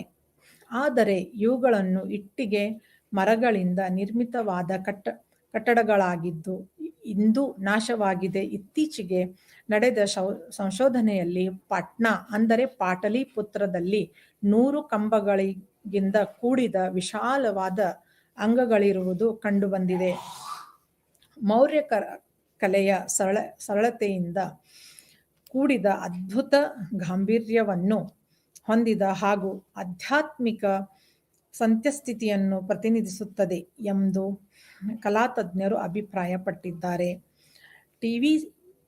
ವಿ.ಎ. ಸ್ಮಿತ್ ರವರು ಕಟ್ಲುಕಟ್ಟನ್ ಚಾತುರ್ಯದ ಪರಿಪೂರ್ಣತೆಯನ್ನು ಹಂತವನ್ನು ಮುಟ್ಟಿತಂದು ಕಲ್ಕುಕಟನು ತನ್ನ ಕಲಾ ರಚನೆಯಲ್ಲಿ ಅಸಾಧಾರಣವಾದ ಜಾಣ್ಮೆಯನ್ನು ಪ್ರತಿಷ್ಠಿಸಿದ್ದಾನೆ. ಒಟ್ಟಾರೆ ಮೌರ್ಯ ಕಾಲದ ಕುಟ್ಲಿಕಿ ಮತ್ತು ವಾಸ್ತುವಿದ್ಯಾಸಾರದರು ಅಸಾಮಾನ್ಯವಾದ ಜಾಣ್ಮೆಯನ್ನು ಮೆರೆದು ಹೋಗಿದ್ದಾರೆಂದು ಹೇಳಬಹುದು. ಕಲಾತಜ್ಞರು ಮೌರ್ಯರ ಕಲೆಯಿಂದ ಗ್ರೀಕ್ ಮತ್ತು ಪರ್ಷಿಯನ್ ಪ್ರಭಾವವಿರುವುದನ್ನು ಗುರುತಿಸಿದ್ದಾರೆ. ಅಶೋಕನ ಸ್ತಂಭಗಳು. ಅಶೋಕನು ಮರಳುಗಲ್ಲಿನ ಏಕಶಿಲೆಯಿಂದಲೇ ಶಿಲಾಸ್ತಂಭಗಳನ್ನು ನಿರ್ಮಿಸಿದ್ದಾರೆ. ಇವುಗಳನ್ನು ಚುನಾರದ ಸಮೀಪದ ಕಣಿವೆಯಲ್ಲಿ ನಿರ್ಮಿಸಿ ನಂತರ ತನ್ನ ಸಾಮ್ರಾಜ್ಯ ವಿವಿಧ ಮೂಲೆಗಳಲ್ಲಿ ನಡೆಸಿದ್ದಾನೆ. ಹೊಳಪಿನಿಂದ ಕೂಡಿವೆ. ಪ್ರತಿ ಸ್ತಂಭವು ಸಾಧಾರಣವಾಗಿ 30 ರಿಂದ 40 ಅಡಿ ಎತ್ತರವಿದ್ದು 50 ಟನ್ ತೂಕವುಳ್ಳದಾಗಿದೆ ಎಂದು ಹೇಳುತ್ತಾರೆ. ಮಥುರಾ ಮತ್ತು ಮತ್ತಿತರ ಕಡೆಗಳಲ್ಲಿ ಉನ್ನತವಾದ ಸಣ್ಣ ಕಪ್ಪು ಚುಕ್ಕೆಯಿಂದ ಕಲ್ಲುಗಳಿಂದ ಸ್ತಂಭಗಳನ್ನು ನಿರ್ಮಿಸಲಾಗಿದೆ. ಕೆಲವು ಸ್ತಂಭಗಳು ಮುಂತಾದ ಪ್ರಾಣಿಗಳ ಆಕೃತಿಗಳು ಸ್ತಂಭದ ಮುಕುಟಗಳಂತೆ ರಾಜಿಸುತ್ತವೆ. ಅದೇ ರೀತಿ ಅಶೋಕ ಸ್ತಂಭ ಲೌರಿಯ ನಂದನಘರ ಅಂತ ಹೇಳಬಹುದು. ಸಾರಾನಾಥನ ಬಳಿಯಿರುವ ಸ್ತಂಭದ ತಲೆಯ ಮೇಲೆ 4 ಸಿಂಹಗಳನ್ನು ಕಡೆಯಲಾಗಿದೆ. ಮಧ್ಯದಲ್ಲಿ ಧರ್ಮಚಕ್ರ ಮತ್ತು ಪೀಠಭಾಗದಲ್ಲಿ ಸಿಂಹ, ಆನೆ, ವೃಷಭ ಮತ್ತು ಕುದುರೆಗಳನ್ನು ಸುತ್ತಲೂ ಕತ್ತಲಾಗಿದೆ. ಸರ್ ಜಾನ್ ಮಾರ್ಷಲ್ ರವರು ಈ ಕಲಾನ್ಯೂನ್ಯತೆಯನ್ನು ಈ ರೀತಿ ಪ್ರಶಂಸಿಸಿದ್ದಾರೆ. ಇಂದು ಕ್ರಿಸ್ತಪೂರ್ವ 3ನೇ ಶತಮಾನದಲ್ಲಿ ಭಾರತದ ಅತ್ಯಂತ ಮುಂದುವರೆದ ಕಲಾಕೌಶಲ್ಯದ ಮಾದರಿಯಾಗಿತ್ತು. ಹೀಗೆ ಮೌರ್ಯರ ಕಾಲದಲ್ಲಿ ವಿವಿಧ ಕ್ಷೇತ್ರಗಳಲ್ಲಾದ ಅದ್ಭುತ ಪ್ರಗತಿಯು ಭಾರತೀಯ ಇತಿಹಾಸದಲ್ಲಿ ಅದಕ್ಕೊಂದು ಉನ್ನತ ಸ್ಥಾನವನ್ನು ಕಲ್ಪಿಸಿದೆ. ಮೌರ್ಯರ ಸಾಮ್ರಾಜ್ಯದ ರಾಜಕೀಯ ಐಕ್ಯತೆ ಭಾರತದ ಭೂಭಾಗವನ್ನು ವಿದೇಶಿಯರಿಂದ ಮುಕ್ತಗೊಳಿಸಿದ್ದು, ವಿಶಾಲ ಸಾಮ್ರಾಜ್ಯದಲ್ಲಿ ಏಕ ರೀತಿಯ ಆಡಳಿತದ ವ್ಯವಸ್ಥೆಯಂತಹ ವಿಶಿಷ್ಟ ಸಾಧನೆಗಳು ಅವರನ್ನು ಸಾಮ್ರಾಜ್ಯದ ಯುಗದ ಇತಿಹಾಸದಲ್ಲಿ ಅವರಿಗೆ ಅಗ್ರಪಂಕ್ತಿ ನೀಡಿದೆ. ಅಶೋಕನು ಶಾಂತಿ, ಅಹಿಂಸೆ, ಭಾತೃಭಾವನೆ, ಸುಖಿರಾಜ್ಯ, ಪರಧರ್ಮ, ಸಂಯುಕ್ತ ಮನೋಭಾವನೆಗಳು ಇವನ್ನು ವಿಶ್ವದ ಕೆಲವೆಡೆ ಸಾಮ್ರಾಟರಲ್ಲಿ ಒಬ್ಬನಾಗಿಸಿವೆ. ಹೀಗೆ ಮೌರ್ಯರ ಯುಗವು ಭಾರತದ ಇತಿಹಾಸದ ಪುಟಗಳಲ್ಲಿ ಅಮರವಾದ ಕೊಡುಗೆಗಳನ್ನು ನೀಡಿವೆ. ಮೌರ್ಯರ ಕಲೆ ಮತ್ತು ವಾಸ್ತುಶಿಲ್ಪಿ. ಕಲಾ ಪ್ರಪಂಚದಲ್ಲಿ ಅದರಲ್ಲೂ ಭಾರತೀಯ ಕಲೆಗೆ ಮೌರ್ಯರು ಬಹುದೊಡ್ಡ ಕಾಣಿಕೆಗಳನ್ನು ನೀಡಿದ್ದಾರೆ. ಅಶೋಕನು ಕಾಲದ ಹಲವಾರು ಕಲಾತ್ಮಕ ಸ್ಮಾರಕಗಳು ಬೆಳಕಿಗೆ ಬಂದಿವೆ. ಇವರ ಕಲೆಯನ್ನು ಗಮನಿಸಿದಾಗ ಭಾರತೀಯರ ಕಲೆಯು ಇವರ ಕಾಲದಿಂದಲೇ ಪ್ರತಿಗೊಳ್ಳುವ ಪ್ರಾರಂಭಿಸಿತು. ಹಾಗಾಗಿಯೇ ಭಾರತೀಯ ಕಲೆ ಮೌರ್ಯರಿಂದ ಆರಂಭವಾಯಿತು ಎಂಬ ಹೇಳಿಕೆ ಪ್ರಸಿದ್ಧಿಯಾಗಿದೆ. ಅಶೋಕನು ಕಾಲದ ಅಸಂಖ್ಯ ಸ್ಮಾರಕಗಳನ್ನು ಇನ್ನೂ ಕೆಲವು ಉಳಿದಿವೆ. ಚಂದ್ರಗುಪ್ತ ಮೌರ್ಯನ ಕಾಲದಲ್ಲೂ ಭವ್ಯವಾದ ಅರಮನೆಗಳು, ಸೂಕ್ತ ಕೆತ್ತನೆಯ ಕಟ್ಟಡಗಳನ್ನು ಉಳಿದಿವೆ. ಚಂದ್ರಗುಪ್ತ ಆದರೆ ಅವುಗಳಲ್ಲಿ ಮರದಿಂದ ನಿರ್ಮಾಣಗೊಂಡಿದ್ದರಿಂದ ಇದು ಸಂಪೂರ್ಣ ಹಾಳಾಗಿವೆ ಅಂತ ಹೇಳಬಹುದು. ಅಶೋಕನ ಕಾಲದಿಂದ ಕಲೆಯಲ್ಲಿ ಬಳಸಲಾರಂಭಿಸುತ್ತಿದ್ದರಿಂದ ಇಂದಿಗೂ ಅನೇಕ ಸ್ಮಾರಕಗಳು ಉಳಿಯದೆ ಮೌರ್ಯರ ಕಾಲದ ಪ್ರಮುಖ ಕಲೆ ಮತ್ತು ವಾಸ್ತುಶಿಲ್ಪದ ಪ್ರಕಾರಗಳನ್ನು ಕೆಳಕಂಡಂತೆ ಅಧ್ಯಯನ ಮಾಡಬಹುದು. ಸ್ತೂಪಗಳೆಂದರೆ ಬುದ್ಧನ ಅಥವಾ ಇನ್ನು ಯಾರಾದರೂ ಒಬ್ಬ ಬೌದ್ಧ ಸನ್ಯಾಸಿಯ ಭಗವಾನ್ ಶೇಷಗಳನ್ನು ತುಂಬಿಡಲು ಇಟ್ಟಿಗೆ ಅಥವಾ ಕಲ್ಲಿನಿಂದ ನಿರ್ಮಿಸಿ ಗುಮ್ಮಟಾಕಾರದ ಕಟ್ಟಡಗಳಾಗಿವೆ. ಇದೇ ರೀತಿಯಾಗಿ ಹೀಗೆ ಮೌರ್ಯರ ಯುಗವು ಭಾರತೀಯ ಇತಿಹಾಸದ ಪುಟಗಳಲ್ಲಿ ಅಮರವಾದ ಕೊಡುಗೆಗಳನ್ನು ನೀಡಿದೆ, ಯುಗವಾಗಿ ವಿಜೃಂಭಿಸಿದೆ. ಇನ್ನೂ ನಿಮಗೆ ವಿವರ ತಿಳಿಯಬೇಕೆಂದರೆ ಪ್ರಾಚೀನ ಭಾರತದ ಇತಿಹಾಸದ ಪುಸ್ತಕ doctor K Sadashiv, D T Joshi ಹಾಗೂ ಹುಗಾರ್ ಪುಸ್ತಕಗಳನ್ನು ನೀವು ಓದಬಹುದು.